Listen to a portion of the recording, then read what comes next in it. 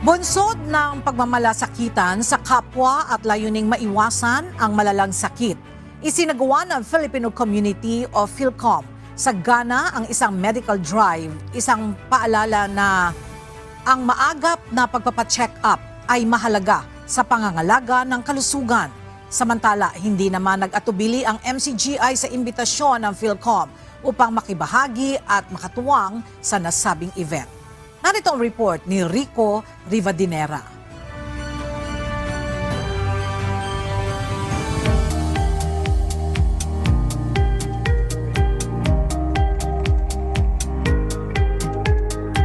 Nagsagawa ng iba't ibang medical check-up para sa mga kababayan natin sa bansang Ghana, at ito ay dahil sa nakita nila na kailangan ng ating mga kababayan ang medical na atensyon.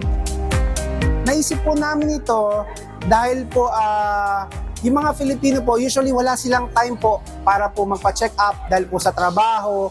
So naisip namin, since nag-gather tayo every Sunday, why not make an event na makabuluhan, yes, for our health. Meron po tayong mga free services like free ECG, free breast and abdominal ultrasound, blood sugar testing.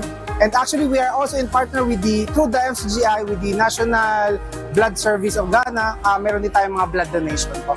Optical service din po, sa tulong din po ng MCGI. Kasi during last medical drive po, may isang Pilipino ho na medyo nag-start na po yung heart failure niya. Opo, nahihirapan na po talaga siyang huminga kahit maglakad lang ho, parang di na po siya makahinga. So, fortunately, that time, we were conducting a medical drive. So, nakita po sa ECG talaga na hindi maganda yung heart niya. Makakatulong po to sa mga Pilipino, lalo-lalo na po dun sa, iba po kasi wala silang insurance, medical insurance. So, ang ginagawa ng iba, dahil sa pagtitipid, hindi na sila contemplating sila para magpa-check up. So ginagamit namin itong opportunity to para gayatin sila na magpa-check up for free.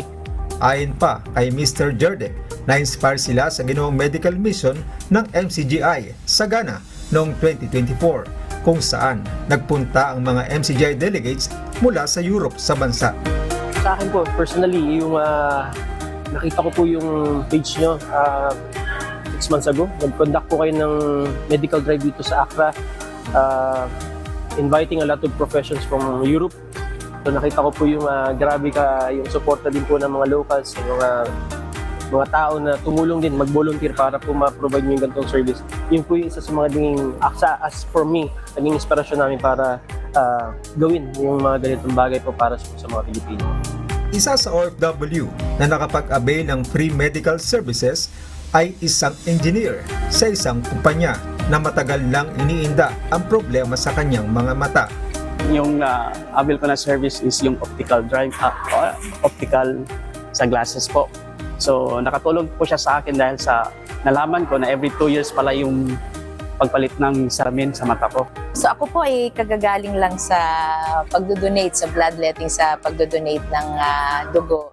Stop wasting money on AI video generators because I just found the best open source AI video generator and it's 100% free. With this, Napakasarap ng feeling, yung alam mong yung sa blood donation to save life, kumbaga nga.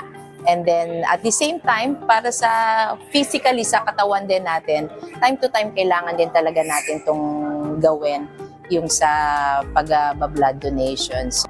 Sa pamunuan po ng MCGI, lubos po ang aming pasasalamat sa pagsuporta sa ginawa po namin ikatlong medical drive dito po sa Accra, Ghana. At the same time po kay Brother Daniel Razon. Maraming salamat po on behalf of the Filipino community here in Ghana. We would like to express our sincere gratitude po sa inyong leadership, sa pagtulong sa mga Pilipino saan man sa mundo. Kaya natutuwa po tayo na magkaroon po tayo ng pagkakataon na makita po nila tayo from MCGI na tayo po'y laging handa na makibahagi sa mga kababayan po nating mga Pilipino po rito para makapagsagawa ng mga medical services. Rico Rivadinera, UNTV News and Rescue. Diyos ang aming sandigan, serbisyo publiko ang aming pinahalagahan.